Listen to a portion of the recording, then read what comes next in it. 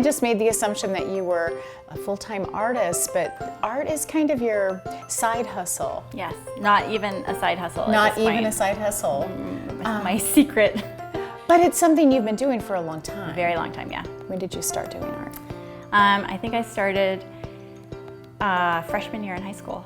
My mom forced me. She actually didn't even tell me. She just signed me up for an art class instead of French class. I'm dyslexic, and I went to a very rigorous school, and she just somehow knew that I was gonna need a little bit of a break, an outlet. Right. And I fell in love. Despite her love of art, Sarah didn't pursue it as a career.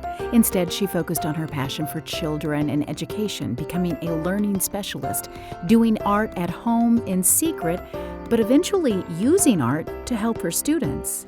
So I see these kiddos who are struggling with dyslexia and ADHD and things like that. And they get really stressed out because they're trying so hard in school. Right. And often they're unseen. The amount of effort that they're exuding is not noticed. It's more seen as misbehaving or not trying hard enough. So they get really stressed out. So I love to find ways to help them kind of loosen up a little bit. And one of the ways is connecting to animals, because who doesn't love animals? So how can you embody the strength and sort of spirit of animals to get you through a hard time? So if you were in school, maybe you could embody a huge 10-foot polar bear to help you with a presentation. Sarah's art demonstrates her love of nature, and her technique, which involves no paint, only colored pencils, evolved out of necessity, you might say. My apartment, where I used to live in Portland, was very small, and I am very clean and neat. So I like to be able to put away things at the end of the day. I don't want to leave a mess. And one of those things just happened to be colored pencils, which I had a few of. So I decided, well, I'll do a drawing for a friend. Because that's neater than paint. Well, you can clean it up too. Right. And then you don't have to worry about mixing colors and leaving them and making sure that they don't dry out. That's a huge obstacle. Right. And the same with oils. You have a huge palette, and it's very hard to do in a very small space with poor ventilation. Right. So I just played around with colored pencil, and then sure enough, I couldn't stop. Like, it just became this total love affair, and I just wanted to get bigger and bigger and bigger. But how can pencils look so much like paint?